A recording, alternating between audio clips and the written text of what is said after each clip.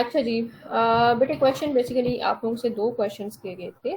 Number one कि आप लोगों के ख्याल में कौन सी पर्सनैलिटी टाइप जो हमने फाइव पढ़ी थी उनमें से कौन सी, which personality type is more vulnerable to commit a crime, ठीक है, नंबर वन क्वेश्चन। और नंबर टू क्वेश्चन ये था कि ओवर द टाइम पीरियड या ओवर द डेकेड्स अगर हम बात करें तो इफेक्टिविटी जो है वो कितनी इंक्रीज या डिक्रीज हुई है क्रिमिनल प्रोफाइलिंग की, ठीक है, और ये मेथड जो है वो किस हद तक रिलायबल है। ये दो मेन क्वेश्चन है आपकी रीडिंग के लिए। अच्छा, फर्स्ट क्वेश्चन को ज़रा कम लोगों ने एड्रेस किया है, सेकंड क्वेश्चन को बहुत ज़्यादा स्टूडेंट्स ने एड्रेस किया है। सब ने बिल्कुल ठीक नॉलेज शेयर किया है। अगर हम कंक्लूड कर रहे हैं अपने इस डिस्कशन को तो बेटे फर्स्ट क्वेश्चन का आंसर जो है वो इन सम ये है कि जो आपके पास पर्सनैलिटी टाइप्स होती हैं ना, नंबर वन न्यूरोटिसिज्म जैसे भी फरवा ने कहा था, और नंबर टू एक्सट्रोवर्जन, इनके जो है ना क्राइम कमिट करने के चांसेस ज़्यादा होते हैं, ठीक है। और इनके लिए साइकोलॉजी में वर्ड्स जो हैं वो यूज़ होते हैं जैसे एंटी सोशल, जो मतलब जो क्राइम कमिट करते हैं, सारी एक्स्ट्रोवर्टेड और न्यूरोटिक के लिए नहीं, वो जो कि रूल्स को लॉज को वायलेट करते हैं उनके लिए ये यूज़ होते हैं, ठीक है। साइकोपैथ इनके लिए वर्ड यूज़ हो सकता है, सोशोपैथ इनके लिए वर्ड यूज़ हो सकता है, एंटी सोशल पर्सनैलिटीज़ जो हैं वो इनके लिए वर्ड यूज़ हो सकता है, ठीक है। और ओपननेस टू एक्सपीरियंस के बारे में बेटे वैसे मैं डाउटेड हूँ, लेकिन कॉमन सेंस तो ये कहती है कि हाँ हो सकता है ओपननेस टू एक्सपीरियंस भी जो है वो वल्नरेबल हो सकती हैं, क्योंकि ये एक्सप्लोर करते रहते हैं ना, और इनमें भी रिस्क टेकिंग की जो है वो टेंडेंसीज होती हैं। और दूसरा ये दूसरों से हट के ना खुद को मतलब डिफरेंशिएट और प्रेजेंट करना पसंद करते हैं जो ओपननेस टू एक्सपीरियंस होते हैं। तो कॉमन सेंस के मुताबिक तो हाँ ये भी वल्नरेबल हो सकते हैं, लेकिन जो मेरे पास रिसर्च फाइंडिंग्स हैं उनके मुताबिक एक्स्ट्रावर्जन और है न्यूरोटिसिज्म। अच्छा, फर्स्ट क्वेश्चन का ये आंसर हो गया। सेकंड क्वेश्चन का ये है, सब बच्चों ने बहुत अच्छे तरीके से एड्रेस किया है इस क्वेश्चन को, और मुआज में भी ज़बरदस्त इसका कंट्रीब्यूशन था, और उसका बेटे कंक्लूजन यही है कि ओवर द टाइम पीरियड इसकी इफेक्टिविटी जो है वो बेहतर हुई है। लेकिन पाकिस्तानी कॉन्टेक्स्ट में अगर हम देखें तो अभी हमें बहुत से माइलस्टोन्स जो हैं वो अचीव करने हैं फोरेंसिक साइकोलॉजी को लेके, ठीक है। ये फील्ड जो है ना इसको फोरेंसिक साइकोलॉजी कहा जाता है बेसिकली, ठीक है। तो अभी ये बिल्कुल अपने इनिशियल फेजेस पे है, लेकिन अच्छी बात ये है कि it has taken a start, ठीक है, फ्यू ईयर्स बैक इसने जो है वो अपना सफ़र जो है वो शुरू कर लिया है। तो डेफिनेटली बेटे अगर सफ़र शुरू हुआ है तो आहिस्ता आहिस्ता मेथड्स और इनकी जो इफ़ेक्टिविटी है और मेथड्स जो हैं वो अच्छे रिलायबल मेथड्स जो हैं वो आपके सामने आएंगे, लेकिन उसके लिए हमें अभी थोड़ी देर इंतज़ार करना होगा। लेकिन इंटरनेशनली अगर हम देखें तो हमें इनकी जो है वो इफ़ेक्टिविटी नज़र आती है। लेकिन एक और बात कि this is just one tool for the sake of investigation. जैसे भी मैंने बात की थी कि रेसिपी अगर हम किसी चीज़ की देखें तो देर आर मेनी इंग्रेडिएंट्स, ठीक है। उन मेनी इंग्रेडिएंट्स में नमक जो है वो एक वो है कंपोनेंट है रेसिपी का। तो इसी तरह से बेटे इन्वेस्टिगेशन के मैनी टूल्स देर आर, ठीक है, और उन मैनी टूल्स में से एक जो है वो क्रिमिनल प्रोफाइलिंग है, जो कि समटाइम्स गलत भी हो सकती है। आप 100% श्योर नहीं हो सकते। कोई आपके पास एक रेयर केस भी आ सकता है, कोई आपके पास एक्सेप्शनल केस भी आ सकता है, ठीक है। चलें जी, we have concluded our discussion, और आई एम हैप्पी बेटे कि आप सब लोग पढ़ के आए हुए थे जिस जिसने पार्टिसिपेट किया हुआ है। तो सब मैम, जो है ना वो मार्क्स मिले हैं आपकी क्लास पार्टिसिपेशन के लिए। जी बेटे आगे एक्सक्यूज मी क्या? मैम, जी जी जो पार्टिसिपेट नहीं कर सके उनका क्या मैम करें? बेटे सबको जो है वो ओपन इनविटेशन था कि every any one can participate in the class, और ये क्लास मैंने बेसिकली आप लोगों की डिस्कशन के लिए ही रखी हुई थी, ठीक है। और अभी भी अगर किसी ने डिस्कस करना है तो वी कैन हियर। तो मैम नेक्स्ट क्लास में वो कर सकते हैं जिसकी प्रेजेंटेशन रह गई हो, सर मैं कर नहीं पाया प्रिपेयर, तो मुझे याद नहीं था आज। नेक्स्ट क्लास में ना देखिए अभी हमारा जो है वो क्लास स्टार्ट हुए 1 घंटा और 10 मिनट हो चुके हैं, ठीक है।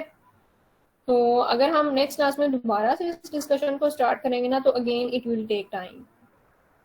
तो क्लास डिस्कशन के लिए आज की ही क्लास थी, और आपके मार्क्स जो है ना वो भी आज की क्लास में मार्क होने थे, ठीक है।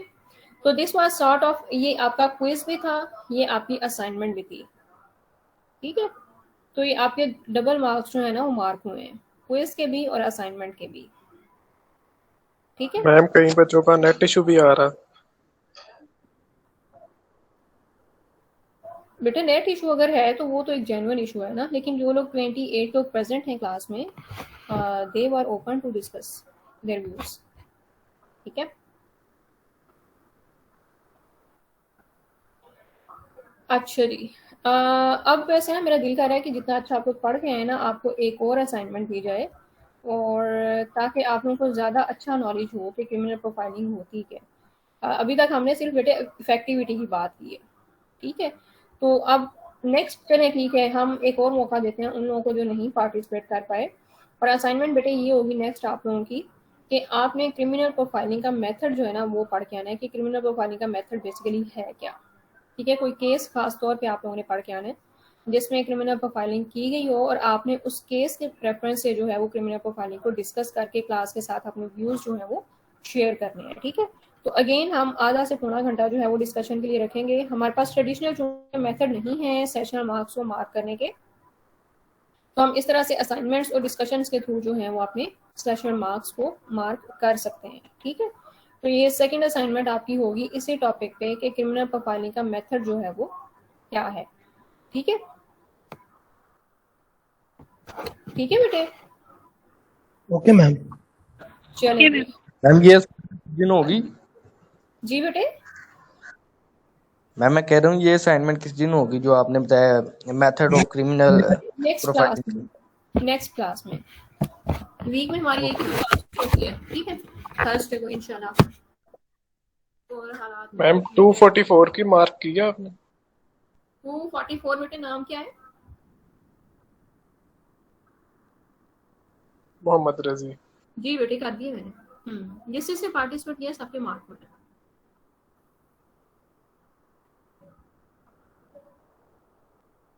अच्छा जी, चलें बेटे हम वापस आते हैं अब अपनी बुक की तरफ, और यहाँ से हम एक और कंक्लूजन भी ड्रा कर सकते हैं कि बुक्स आर जस्ट आउटलाइंस। ऐसा ही है ना, जो बुक्स हम पढ़ते हैं ना वो सिर्फ आउटलाइंस हैं। अगर हम जो इनमें आउटलाइंस हमें दी गई हैं उनको हम इन डेप्थ एक्सप्लोर करें तो we can have immense knowledge, बहुत ज़्यादा नॉलेज जो है ना वो हमारे पास आ सकता है as compared to the books. तो I always say to my students के बुक्स को हमेशा एक आउटलाइन के तौर पे लिया करें, और उसमें जो आउटलाइन आपको दी गई होती है उसको फर्दर एक्सप्लोर किया करें, तो आपके नॉलेज में बहुत ज़्यादा डिफरेंस होगा जो सिर्फ बुक से आप गेन करेंगे और दूसरा जो आप एक्सप्लोर करके गेन करेंगे, ठीक है। अच्छा जी, बात बेटे हमने की है बेसिकली पर्सनैलिटी को लेके, और पर्सनैलिटी में हमने समझने की कोशिश की है कि पर्सनैलिटी है क्या, एक मॉडल हमने डिस्कस किया है, और पर्सनैलिटी को मेजर करने की कुछ मेथड्स जो हैं टेस्ट हमने डिस्कस किए हैं, और साथ ही साथ हमने ये भी जहन में रखना है कि these are only few methods to assess personality. इसके अलावा और बहुत से टेस्ट मौजूद हैं, ठीक है। ख़ास तौर पे जब क्रिमिनल प्रोफाइलिंग करनी होती है या क्रिमिनल की टेस्टिंग करनी होती है तो there are various other test, ठीक है। इनमें से कोई हम एक रैंडमली यूज़ करेंगे, तो इनके जो मोस्ट स्पेसिफिक और रेलिवेंट टेस्ट है ना वो और बहुत से हैं क्रिमिनल इसके लिए असेसमेंट के लिए, बिहेवियर के असेसमेंट के लिए, ठीक है। अच्छा, वो बेसिकली डिस्कशन का टॉपिक होगा फोरेंसिक साइकोलॉजी में। अच्छा, उसके बाद बेटे अब हम देखते हैं कि हमारा नेक्स्ट जो है वो हमारे पास कौन सा चैप्टर है डिस्कशन के लिए। लास्ट क्लास में आप लोगों ने ही मुझे बताया था कि हम कौन सा चैप्टर स्टार्ट करें, लर्निंग में से और पर्सनैलिटी में से, ठीक है। फिर हमने आपके कहने पे पर्सनैलिटी को पढ़ना शुरू किया था, और चूंकि आज हम उसको कंप्लीट कर चुके हैं तो फिर हम आज स्टार्ट करते हैं लर्निंग को। ऐसे है ना, लर्निंग अभी तक हमने नहीं डिस्कस किया हुआ। मैम क्रिमिनल प्रोफाइलिंग में क्लिनिकल अप्रोच भी होती है? बिल्कुल, उसमें बंदे को यानी इस कंडीशन में लाया जाता है कि वो सच ही बोलेगा? नहीं, क्लिनिकल अप्रोच बेटे जो आप मतलब आप टर्म कोई और यूज कर रहे हो और एक्सप्लेनेशन कोई और किसी और कॉन्सेप्ट की यूज कर रहे हो, ठीक है। क्लिनिकल अप्रोच इस तरह से है कि if someone is mentally ill, ठीक है, तो उस इलनेस को ट्रीट किया जाए, तो ये है क्लिनिकल अप्रोच। लेकिन मैम जो मैं इन्वेस्टिगेशन करने के लिए डिफरेंट टूल्स क्लिनिक नहीं आप जो कह रहे हो ना, आप मेरा ख्याल है कह रहे हो हिप्नोसिस को, हिप्नोसिस तो नहीं कह रहे आप? मैम मुझे खास टर्म का तो नहीं पता लेकिन आइडिया आया दिमाग में। थोड़ा सा जरा एक्सप्लेन करें क्या है आपके पास आइडिया, फिर मैं आपको बताती हूँ कि आप क्या मैं कहना चाह रहा हूँ कि अगर आपने इन्वेस्टिगेशन करनी है और डेफिनेटली वो अगला बंदा ये तो नहीं बताएगा कि मैंने कमिट किया है क्राइम, तो समटाइम ऐसा भी होता है कि आपने कुछ मेडिसिन उसको दी है और इस कंडीशन में लाया है कि वो सच ही बोलेगा, ऐसा भी हो सकता है। ठीक हो गया, ठीक है। अच्छा। मेरा ख्याल है कि इसके बारे में मैंने बहुत थोड़ी रीडिंग की हुई है, लेकिन की हुई है रीडिंग इसके बारे में। हाँ, सर्टेन इंजेक्शन जो हैं वो इंजेक्ट किए जाते हैं, लेकिन बेटे I am not sure about the whole process. इसको हम पढ़ के जो है वो जरूर डिस्कस कर सकते हैं। लेकिन हाँ, टू सम एक्सटेंट ये होता भी है, लेकिन अभी हम ये भी नहीं कह सकते कि किस हद तक इफेक्टिव मेथड है। उसके लिए हमें इसको पढ़ना पड़ेगा, ठीक है। जी ओके।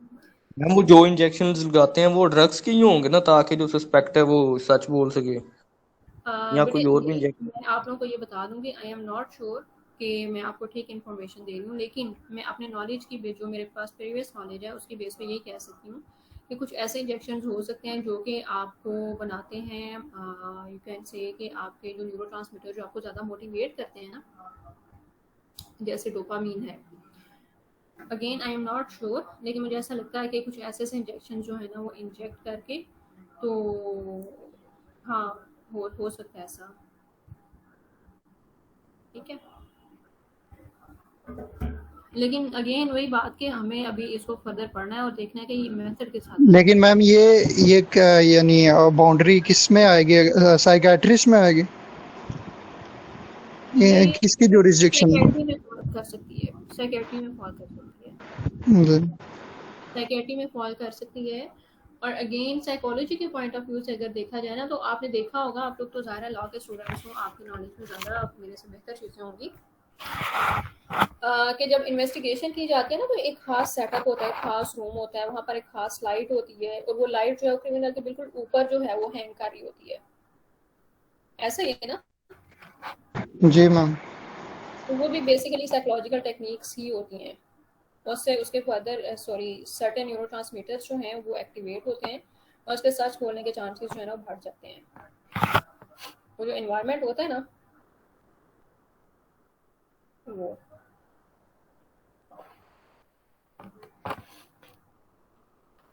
अच्छा जी। अब बेटे हमने लर्निंग का चैप्टर जो है वो स्टार्ट करना है, और लर्निंग का चैप्टर जो है ना इसके बेटे 3 मॉड्यूल्स हैं, और हमारे सिलेबस में, लॉ के सिलेबस में ना उनमें से सिर्फ एक मॉड्यूल है, ठीक है। और वो एक मॉड्यूल है मॉड्यूल नंबर 2। आप लोग को मैंने पढ़ा तो नहीं दिया ये वाला?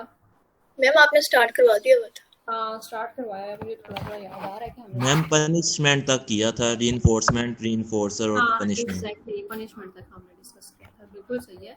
चलें जी, गुड बेटे।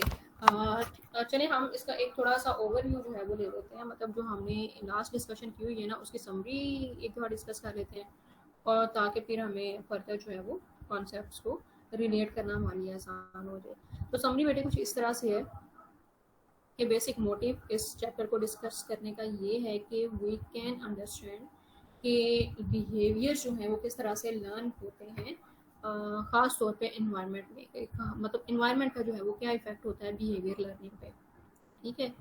और जो हमने इसमें 2 टेक्निक्स देखनी है ना, जो कि बिहेवियर्स को अफेक्ट कर सकती हैं, बिहेवियर्स को मॉडिफाई कर सकती हैं, बिहेवियर्स को लर्न करवाने में अपना रोल प्ले कर सकती हैं, वो 2 टेक्निक्स हैं, री और पनिशमेंट, ठीक है। और अभी तक हमने जो डिस्कशन किया ना बेटे, हमने कुछ इसके जो है ना कहते हैं ना कि जैसे एक होमवर्क सा या एक बेस लाइन बनाना, ठीक है, वो उस तरह से कुछ कॉन्सेप्ट हमने डिस्कस किए हुए हैं। जैसे हमने री को डिस्कस किया था, ठीक है, री को हमने डिस्कस किया था, और उसके अलावा जो है वो पनिशमेंट को हमने डिस्कस किया था, ठीक है। री की टाइप्स जो हैं वो हमने डिस्कस की थी, और आई थिंक हम इतना जो है वो डिस्कस कर चुके हैं, ऐसा ही है ना? जी मैम। ठीक है।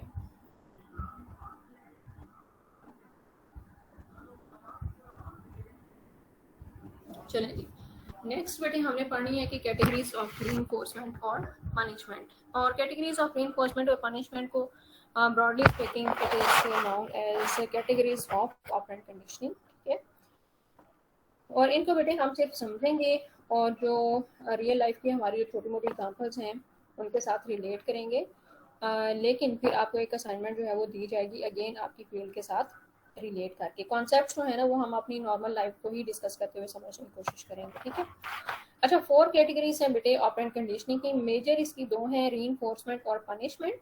रीइंफोर्समेंट की फर्दर 2 टाइप्स हैं, पॉजिटिव रीइंफोर्समेंट और नेगेटिव रीइंफोर्समेंट। ठीक है, हाईलाइटेड आपको नजर आ रही हैं। इसी तरह से पनिशमेंट की बेटे फर्दर 2 कैटेगरीज हैं, पॉजिटिव पनिशमेंट और नेगेटिव पनिशमेंट। अच्छा, अब बेटा जरा आप लोग अपने पास नोट्स में लिख लें कुछ इनकी मेमोराइज करने के लिए हेल्पिंग एड्स टिप्स के तौर पे इन चारों कैटेगरीज को। पॉजिटिव का मतलब बेटे होता है जब भी कभी टर्म आएगी ना इनमें कैटेगरीज में पॉजिटिव, तो इसका मतलब है to add something in the environment. Positive is equal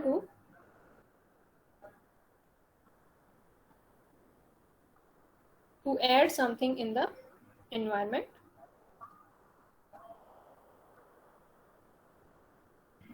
उसके बाद सेकेंड नंबर पे बेटे लिखे negative is equal to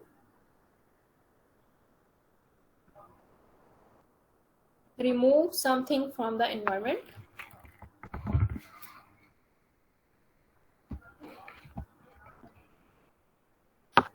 Remove something from the environment.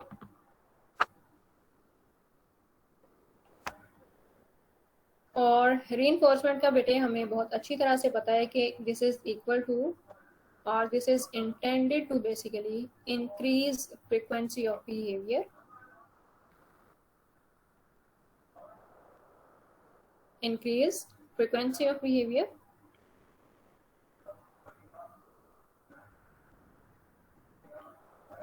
और पनिशमेंट बेटे इज इक्वल टू, जैसे हम सबको पता है कि this is intended to decrease frequency of a behavior or decrease occurrence of a certain behavior. ठीक है, तो बेटे अब आपने याद रखना है बात को कि जो है हमारे पास positive category whether this is punishment और दिस इज रीइंफोर्समेंट, इसमें हमेशा कुछ ना कुछ इन्वायरमेंट में ऐड होगा। ठीक है, नेगेटिव चाहे वो रीइंफोर्समेंट है या पनिशमेंट है उसमें हमेशा एनवायरनमेंट में से कुछ डिलीट किया जाएगा, रिमूव किया जाएगा। ठीक है, इसी तरह से बेटे रीइंफोर्समेंट है तो it is always intended to increase the frequency of behaviour और punishment always intended to decrease the frequency of behaviour. तो अब हम आते हैं जरा इन कॉन्सेप्ट्स की तरफ और इनको हम समझने की कोशिश करते हैं। The first one is positive reinforcement. Positive reinforcement बेटे ऐसा है कि आपका फॉर एग्जांपल मैं क्लास पार्टिसिपेशन का बिहेवियर जो है वो इंक्रीज करना चाहती हूँ बीइंग अ टीचर। ठीक है, और मेरे लिए एक स्टूडेंट्स का डिजायर्ड बिहेवियर है कि स्टूडेंट्स मैक्सिमम क्लास में बताया करें, पार्टिसिपेट किया करें, डिस्कशंस में जो है वो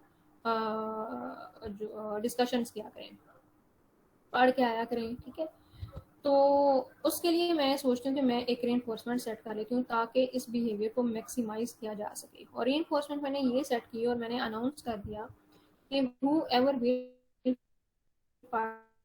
participate in the class or whoever will share his or her readings in the class उसको सेशन मार्क्स दिए जाएंगे। ठीक है, तो अब बेटे देखो कि मैंने आपके एक डिजायर्ड बिहेवियर की फ्रीक्वेंसी को इंक्रीज करने की कोशिश किया through addition of some reward in your environment. ठीक है, और वो रिवार्ड या रीइंफोर्सर आपके एनवायरनमेंट में क्या है भला? मार्क्स में मार्क्स है। ठीक है, तो जबरदस्त आप लोग रीडिंग्स करके आए हो और मतलब दीज आर द रीडिंग्स जो कि आपने बहुत अच्छे तरीके से की हैं और आपको एक लंबा अर्सा तक याद रहेंगी और आपके लिए हेल्पफुल साबित होंगी। अच्छा, इससे हुआ क्या कि आपको नॉलेज भी मिल गया है और मेरा जो है पर्पस वो भी फुलफिल हो गया है। और वो पर्पस क्या था कि स्टूडेंट्स मैक्सिमम क्लास में पार्टिसिपेट करें। तो पॉजिटिव रीइंफोर्समेंट जो है बेसिकली ये होती है। जैसे जो है अभी कुछ दिन पहले मैं पढ़ रही थी, तकरीबन जून के स्टार्ट में कि आजकल वैक्सीनेशन को लेके बहुत सी डिबेट्स हो रही हैं। Some people are reluctant to vaccinated, और कुछ जो हैं वो जाते हैं, सुनते हैं कि अच्छा सेंटर जो है वो इस्टेब्लिश हो गया हमारे सिटी में, जाते हैं और लगवाते हैं जाके। लेकिन बहुत सी हमारी आवाम ऐसी है, सिर्फ हम नहीं, पूरी दुनिया में ऐसे बहुत से लोग हैं who are reluctant to get vaccinated. ठीक है, इवन जो अमेरिका है उसको भी फेस करना पड़ा है उसकी तरफ से, पब्लिक की तरफ से एक रेजिस्टेंस या रिफ्यूज टुवर्ड्स वैक्सीनेशन। और फिर उन्होंने डिसाइड क्या किया, दे डिसाइडेड कि हम इनका वैक्सीनेशन का बिहेवियर अपनी पब्लिक का इंक्रीज करेंगे थ्रू पुटिंग और offering some kind of reinforcement. ठीक है, उनको सर्टेन एक रीइंफोर्समेंट जो है वो ऑफर की जाएगी, और रीइंफोर्समेंट के through they set their target कि हमने फलां डेट तक इतने लोगों की वैक्सीनेशन करनी है, और उसके लिए हम ये रीइंफोर्समेंट जो है वो यूज़ करेंगे। और बेटे रीइंफोर्समेंट जो है वो आप मतलब एक बच्चे से लेके बच्चे के बिहेवियर को फार्मूलेट करने से लेके स्टेट लेवल तक रीइंफोर्समेंट जो है वो यूज़ होती हैं। ठीक है, हमारे यहाँ पर पाकिस्तान में जो रीइंफोर्समेंट वैक्सीनेशन के लिए यूज़ हो रही है वो ये है, वो वैसे नेगेटिव रीइंफोर्समेंट है कि आपसे पैसे नहीं लिए जाएंगे, आपको फ्री में जो है वो वैक्सीनेशन लगा दी जाएगी।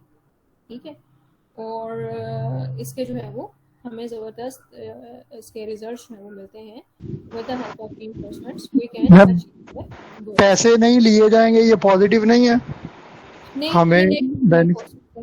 अभी और देखिए सिम का नेगेटिव है, मैम, अगर सिम कार्ड ब्लॉक कर देंगे तो वो कौन सी? तो वो वो तो पनिशमेंट में आएगा वो ना। पनिशमेंट है, अच्छा, वो बेटा पनिशमेंट है। सिम कार्ड ब्लॉक कर दिया जाएगा, या आपको जो है वो जुलाई की आपकी पे नहीं आएगी। ठीक है, जो गवर्नमेंट एम्प्लॉयज़ है ना, उनके लिए एक ये भी वार्निंग है कि अगर आपने वैक्सीनेशन नहीं करवाई और आपने वैक्सीनेशन करवा के अपना रिकॉर्ड सबमिट नहीं करवाया, मेरा ख्याल है कि ऑटोमेटिकली चला जाता है रिकॉर्ड, सारा ऑनलाइन सिस्टम है, तो अगर आप रिकॉर्ड में नहीं होंगे तो आपकी पे नहीं आएगी, तो ये भी पनिशमेंट है। ठीक है, लेकिन ये है कैटेगरी ऑफ ऑपरेंट कंडीशनिंग।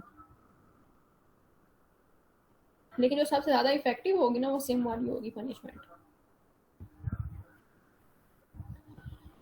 अच्छा जी, उसके बाद है बेटे नेगेटिव रीइंफोर्समेंट।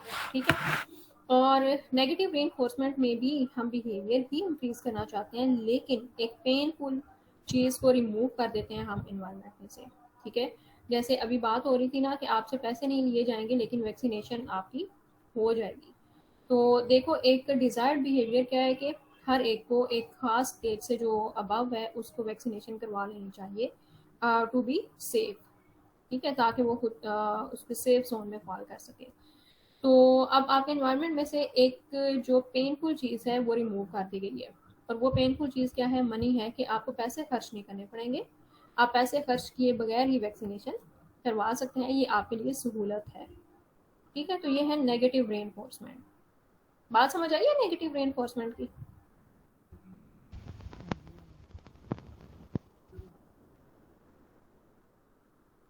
बेटा नेगेटिव रीइंफोर्समेंट समझ आइए? जी जी मैम मैम, आ गई है। To draw something from the environment, draw हाँ आउटसाइड। हाँ, और वो पेनफुल स्टिमुलस हो। ठीक है, आप पेनफुल स्टिमुलस रिमूव करें और रिलैक्सेशन के नतीजे में जो डिजायर्ड बिहेवियर है वो इंक्रीज हो जाए। ठीक है, जैसे मैं कहती हूँ कि अगर आप लोग जो है वो, अगर हमारी कितनी क्लासेस हैं, 1 क्रेडिट आवर है ना हमारे पास, तो 16 फिर भी 32 क्लासेस होंगी। हाँ, तो मैं कहती हूँ कि अगर कोई स्टूडेंट 32 क्लासेस में प्रेजेंट रहेगा थ्रू आउट द सेमेस्टर, तो उसके जो सेमेस्टर का लास्ट क्विज है ना, वो उसको रिलैक्सेशन दे दी जाएगी, एग्जाम्पशन दे दी जाएगी कि अगर वो उसमें अपेयर नहीं भी होता वो स्टूडेंट, तो भी उसके फुल मार्क्स जो है वो मार्क किए जाएंगे। ठीक है, तो मैं ये चाहती हूँ बेसिकली कि स्टूडेंट्स जो है वो हर क्लास अटेंड करें। तो मैंने आपका ये डिजायर्ड बिहेवियर इंक्रीज करने के लिए आपके इन्वायरमेंट में से एक पेनफुल स्टिमुलस को रिमूव कर दिया है। और वो पेनफुल स्टिमुलस क्या है कि आप लास्ट अगर क्विज नहीं भी देंगे ना तो भी आपके फुल मार्क्स एंटर किए जाएंगे, जस्ट बिकॉज कि you have attended all the classes. ठीक है, ठीक है बेटे? जी मैम। अच्छा, उसके बाद है बेटे पनिशमेंट। और पनिशमेंट मैंने आपको बताया है कि इसका जो है वो पर्पस बेसिकली डिक्रीज करना ही है बिहेवियर को। और अगर पॉजिटिव पनिशमेंट है तो इन्वायरमेंट में कोई पेनफुल चीज़ ऐड की जाएगी, कोई पेनफुल स्टिमुलस ऐड किया जाएगा, ठीक है। फॉर एग्जांपल मैं कहूँगी कि मतलब एक मदर जो है वो she says to her child कि या सिंपली स्लैप ही करती हैं मदर्स, ऐसा ही होता है कि अगर एक बच्चे ने ही did not obey her mother तो she will slap the child, ठीक है। तो ये बेसिकली पॉजिटिव पनिशमेंट की एग्जांपल है कि उसने कहा नहीं माना और मदर ने जो है उसको स्लैप कर दिया। और स्लैप जो है बेटे ये एडिशन है एनवायरनमेंट में एक पेनफुल स्टिमुलस का, ठीक है। या अगर एम्प्लॉय जो है वो अपना टारगेट अचीव नहीं करता डेडलाइन तक तो उसको मजीद काम दे दिया जाता है, ठीक है। ये भी पॉजिटिव पनिशमेंट है। या समटाइम्स हमें स्कूल्स में ऐसा होता था कि अगर कोई होमवर्क नहीं करके जाता था या किसी को क्लास में लेसन नहीं आता था तो टीचर जो है वो इस तरह कहती थी कि आपने 2 टाइम्स इसको लिख के लेके आना है, 3 टाइम्स आपने इसको लिख के लेके आना है, ठीक है। तो ये भी पॉजिटिव पनिशमेंट है।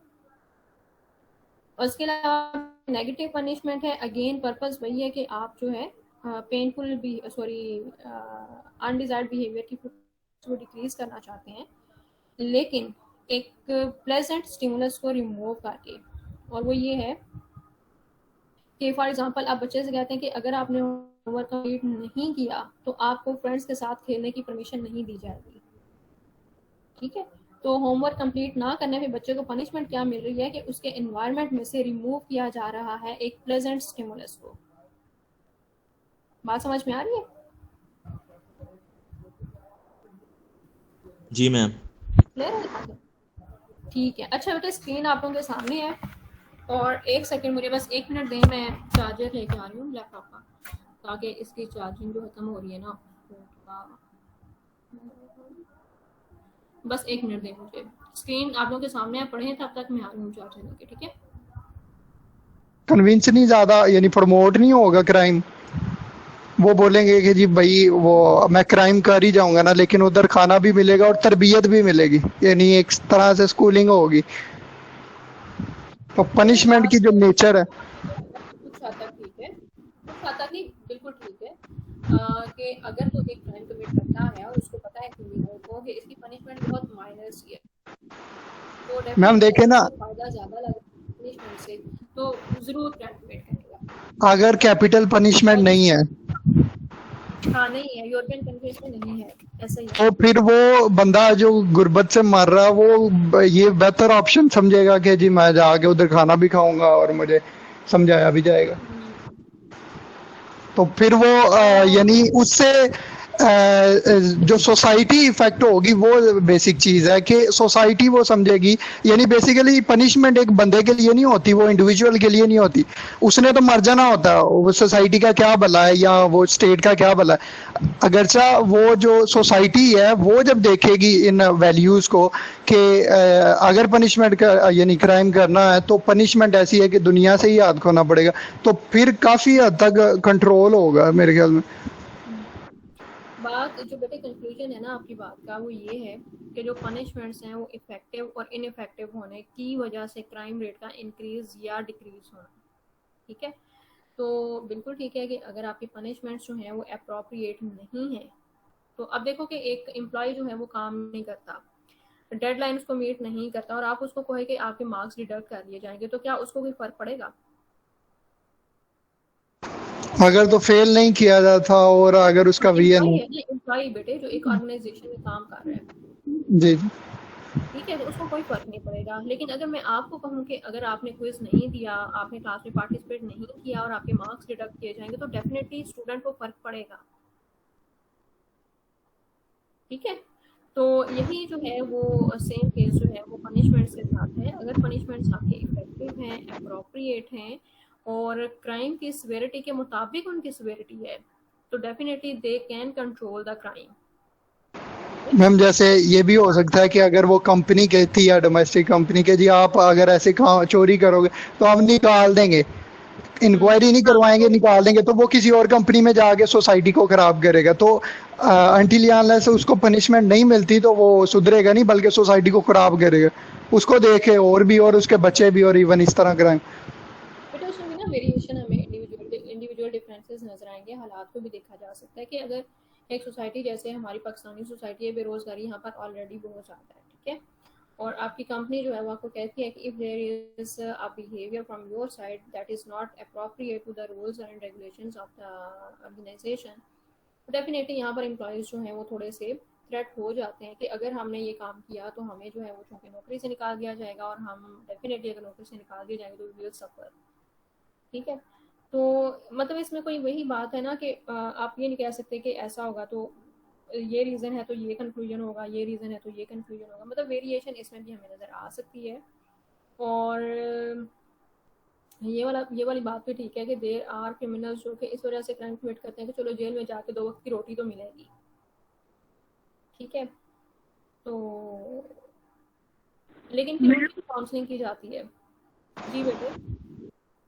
मैम ये जो टीचर्स बच्चों को मारती हैं, मतलब पनिशमेंट, मतलब मारती कहने किस कैटेगरी में आता है?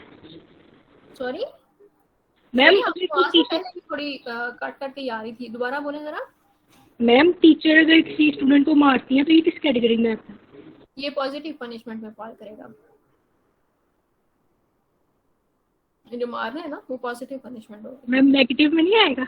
नहीं, पॉजिटिव पनिशमेंट होगी। देखो बेटे, पॉजिटिव का मतलब है टू ऐड समथिंग, ठीक है। नेगेटिव का मतलब है to remove something from the environment. ठीक है बेटे? यस मैम, ठीक है। मैम यानी कि इससे हम ये ड्रा कर सकते हैं कि आपने बच्चे को या किसी भी बंदे को जो आपके सबॉर्डिनेट है उसको पहले रीइंफोर्समेंट करना है, यानी उसकी ग्रूमिंग करनी है। अगर नहीं करता तो पनिशमेंट ज़रूरी है। जैसे अल्लाह ताला का कॉन्सेप्ट है कि पहले यानी रीइंफोर्समेंट किस तरह करनी है, पॉजिटिव नेगेटिव के, जी जन्नत में मिलेगी और ये भी। तो अगर पनिशमेंट इसके बाद ना होती और जस्ट यही होता कि भाई तुम आज़ाद हो और बस मैंने तो समझाना है आपको, तो फिर यहाँ तो दुनिया में तो आ गई है यासिया। और ऐसा ही है, ऐसा ही है। यही बात बेटे मैंने अपनी दूसरी क्लासेस के साथ भी शेयर की थी कि हमारा जो रिलीजन है it all works on the principle of reinforcement and punishment. ठीक है, हमें बताया गया है कि अगर हम ऐसा करेंगे तो हमें ये रिवार्ड मिलेगा, और अगर हम इस चीज़ को वायलेट करेंगे तो हमें ये पनिशमेंट दी जाएगी। ठीक है, लेकिन ऐसा नहीं है कि हम पहले रीइंफोर्समेंट प्रोवाइड करेंगे और फिर हम जो है पनिशमेंट देंगे, बल्कि there are certain behaviours that needs to be rewarded. ठीक है, और हम चाहते हैं कि उनकी फ्रीक्वेंसी इंक्रीज हो, तो वो चाहे रिलीजन के पॉइंट ऑफ व्यू से देख लें या वैसे देख लें, और फिर उनके लिए हम रीइंफोर्स करते हैं लोगों को। और there are certain undesired behaviours जिनको कंट्रोल करने के लिए पनिशमेंट जो है वो लाजमी हो जाती है। ठीक है, तो ऐसा नहीं होता कि पहले रीइंफोर्समेंट करनी है फिर उसके हमें रिजल्ट्स देखने हैं, अगर हमें इफेक्टिव रिजल्ट्स नहीं मिलते तो फिर हमें पनिशमेंट की तरफ जाना है। बल्कि कैटेगरीज हैं बिहेवियर्स की, उनमें से कुछ को रीइंफोर्स किया जा सकता है, कुछ को जो है पनिशमेंट्स के थ्रू कंट्रोल किया जा सकता है। ठीक है, अच्छा जी। उसके बाद है बेटे एक्सटिंक्शन। मतलब हमने सीख लिया कि हमें जो है वो रीइंफोर्समेंट मिल रही है और हमें ये बिहेवियर जो है वो रेपिटेटिवली परफॉर्म करना है। जैसे मैं कहती हूँ कि आप क्लास में पार्टिसिपेट करेंगे तो आपको सेशन मार्क्स जो है वो दिए जाएंगे। ठीक है, और हर दफ़ा ऐसा होता है कि you do participate in the class and you get session marks at the end as a reward आपको जो है सेशन मार्क्स दिए जाते हैं। लेकिन बेटे देयर आर फ्यू क्लासेस, पिछली कुछ क्लासेस ऐसा हो रहा है कि you do participate in the class लेकिन आपको सेशन मार्क्स नहीं दिए जाते। तो व्हाट विल डू यू, क्या करेंगे आप? फिर पार्टिसिपेशन थोड़ी कम कर देंगे अपनी। एग्जैक्टली ऐसा ही है कि आप आहिस्ता आहिस्ता पार्टिसिपेशन को कम कर देंगे। तो बेटे अगर किसी के बिहेवियर को फेड करना है ना, ठीक है, तो फिर हम ऐसा करेंगे कि रीइंफोर्समेंट को विद होल्ड करेंगे और बिहेवियर को परफॉर्म होने देंगे। आहिस्ता आहिस्ता वो बिहेवियर फेड होता चला जाएगा और इसको हम कहते हैं एक्सटिंक्शन। ठीक है, एक्सटिंक्शन टर्म जो है वो इसके लिए यूज होती है कि हम रीइंफोर्समेंट को विद होल्ड करते हैं लेकिन बिहेवियर परफॉर्म होता रहता है। ठीक है, तो आहिस्ता आहिस्ता वो बिहेवियर जो है वो फेड होना शुरू हो जाता है। ठीक है मैम, लेकिन क्रिमिनल बिहेवियर में ये इसका ऑपोजिट इफेक्ट नहीं पड़ेगा? तो अच्छा, ये बेसिकली होती है बेटे। मैम, क्रिमिनल बिहेवियर में अगर रीइंफोर्समेंट को रोक दिया जाए तो ये इसका नेगेटिव इम्पैक्ट नहीं पड़ता? वही बात मैं आप लोगों के साथ करने ही वाली थी कि अगर कोई क्रिमिनल बिहेवियर है वो सीखा गया थ्रू रीइंफोर्समेंट,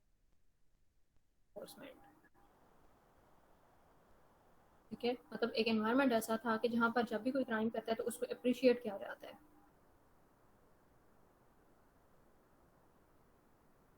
ठीक है, तो उसने सीखा कि जब भी मैं ये काम करता हूँ मैं तो हीरो बन अपने घर का या अपनी जो है वो मेरे लिए भूले जाते हैं।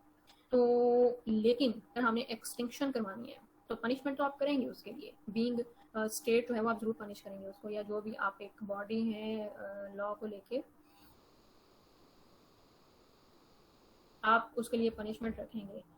लेकिन अगर बेटे उसको उसकी कम्युनिटी की तरफ से ही, उसकी फैमिली की तरफ से ही रीइंफोर्समेंट, ठीक है, तो देयर आर पॉसिबिलिटीज कि वो अपना क्राइम ही काम करते हैं।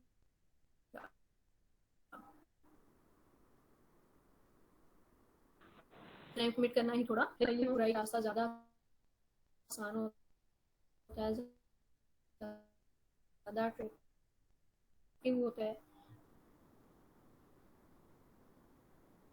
तो कुछ इतना हम ज़्यादा एंटीसिपेट हमें बहुत ज़्यादा चेंजेस नजर आएंगे, लेकिन टू सम एक्सटेंट हमें जो चेंजेस नजर आ सकती हैं। उसके बाद है बेटे स्टिमुलस जनरलाइजेशन, ठीक है, और रीजनल रिस्पॉन्स।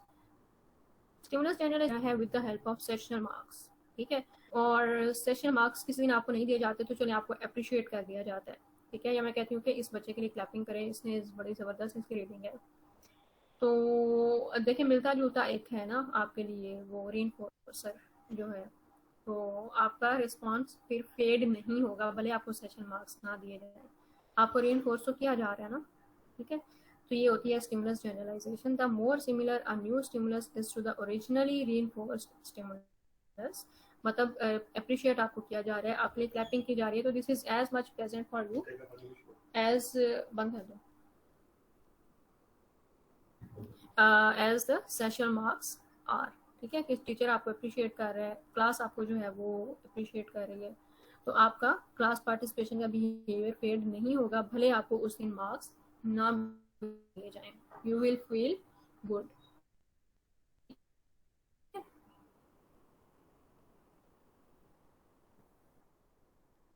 और उसके बाद है बेटे डिस्क्रिमिनेशन और discriminative stimuli.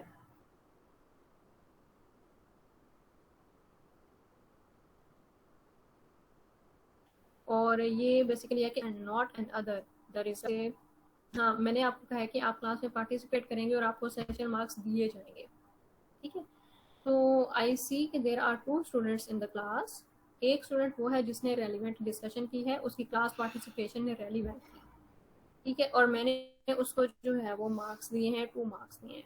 And there is another student who also participates in the class, लेकिन उसकी पार्टिसिपेशन जो है वो इररेलेवेंट थी, ठीक है।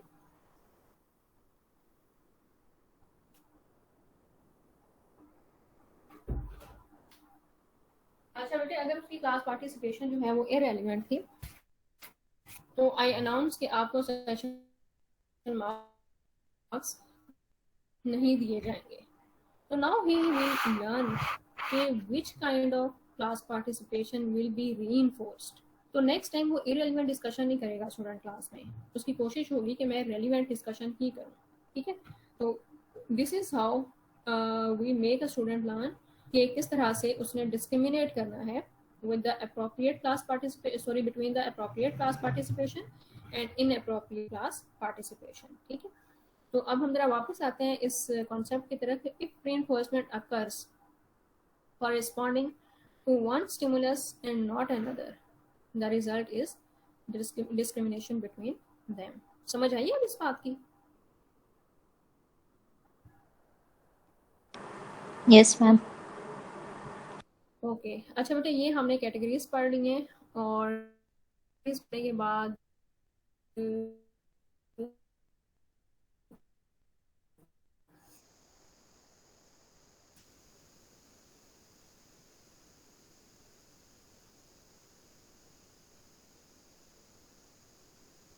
है तो हमारी असाइनमेंट, लेकिन मैंने ऑलरेडी आपको एक असाइनमेंट असाइन की हुई है।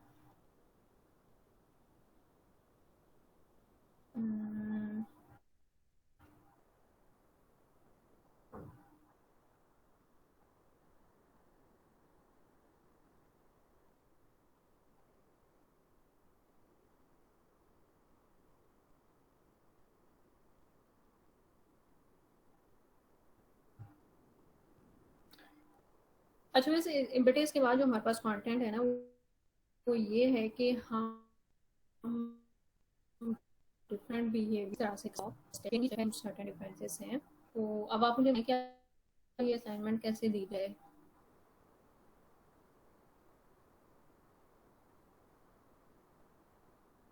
मैम लास्ट वाली कैंसिल कर लें, ये रख लें।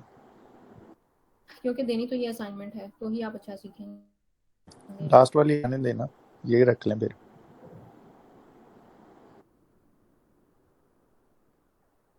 लास्ट वाली कैंसिल करते हैं। और काफी हद तक उस पर पार्टिसिपेशन हो ही चुकी है ऑलरेडी। अच्छा और कोई दें बेटे, अपनी कोई राय दें। मैम जो ज़्यादा इम्पोर्टेंट टॉपिक है उस पे दे दें, जो एग्जाम पॉइंट ऑफ व्यू से भी इम्पोर्टेंट हो। ठीक है, एक बच्चे ने ये कह दिया कि लास्ट वाली कैंसिल करते हैं। मैम लास्ट वाली कैंसिल कर देंगे, ये वाली दे दे, क्योंकि उस पर तो हमने वाकई किया डिस्कशन आज। हाँ ये तो काफी हद तक। चलिए ठीक है बेटे, दोनों क्योंकि जो है ना आप अगर पढ़ोगे ना थ्योरी,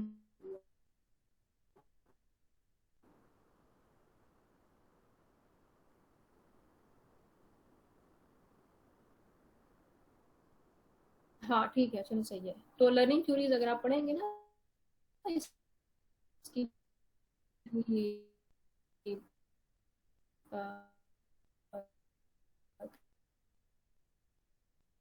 मैम आपकी आवाज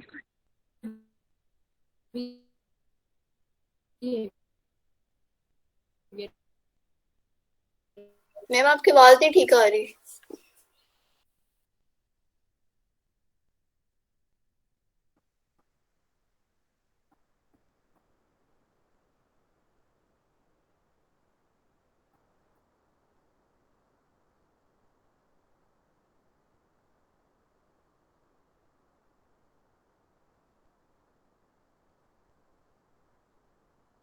बेटे अब आवाज आ रही है? जी मैम।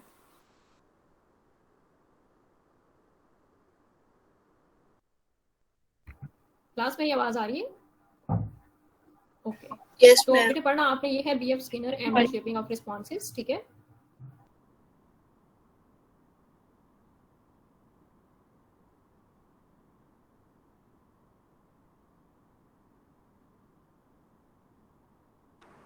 मैम आपकी आवाज़ फिर से कट गई है तो अब टाइप करके सेंड कर दें।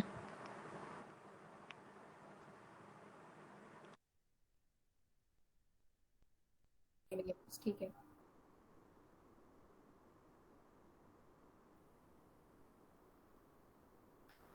ठीक है, एक ये आपने टॉपिक पढ़ के आना है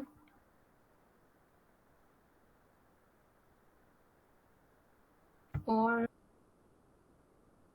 मैम क्लासिकल अब आ रही है कंडीशनिंग बेटे मेरी आवाज? नहीं बेटे क्लासिकल कंडीशनिंग नहीं, ऑपरेंट कंडीशनिंग हम पढ़ रहे हैं, ठीक है। क्लासिकल कंडीशनिंग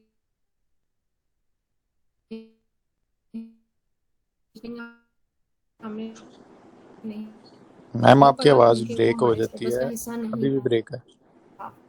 मैम उसमें स्किनर बॉक्स भी ऐड करेंगे उसकी एग्जांपल। ठीक है और ऑपरेंट चले बेटे मैं फिर ऐसा क्वेश्चन होगा।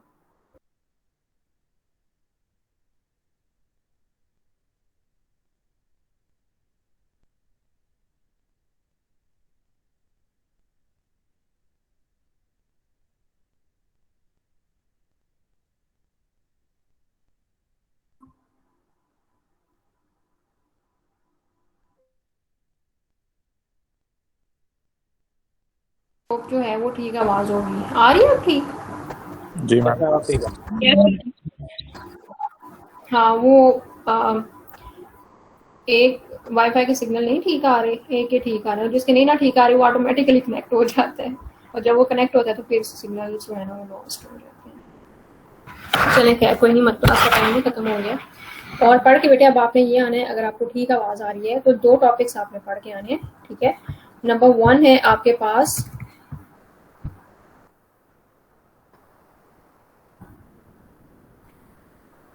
ये BF Skinner and shaping of responses, ठीक है, नंबर 1। फिर उसके बाद शेपिंग ऑफ बिहेवियर और फिर चेनिंग ऑफ बिहेवियर, ठीक है। ये आपने पढ़ के आना है यहाँ तक। क्लियर है बेटे आप? जी मैम। चले ठीक है। अच्छा ये तो बेटे आपने पढ़ लिया। इसमें बेसिकली ना आप सीखेंगे कि किस तरह से बिहेवियर्स को शेप किया जा सकता है और चेंज किया जा सकता है, लर्निंग बेसिकली। ठीक है, लर्निंग के ना टू डिफरेंट मेथड्स हैं, सिमिलैरिटीज भी हैं इनमें और सर्टेन इनमें डिफरेंसेस भी हैं। आपने पढ़ने के बाद जो है वो ये देखना है कि how does it relate with the criminal behaviour. ठीक है, तो मेन जो डिस्कशन है ना वो आपकी इस बात को लेके होगी कि how does it relate with the criminal behaviour. ठीक है, क्लियर है बेटे? जी मैम। ठीक है, और अगेन अनाउंसमेंट बेटे वही है कि आपके सेशन मार्क्स जो हैं वो जरूर मार्क होंगे।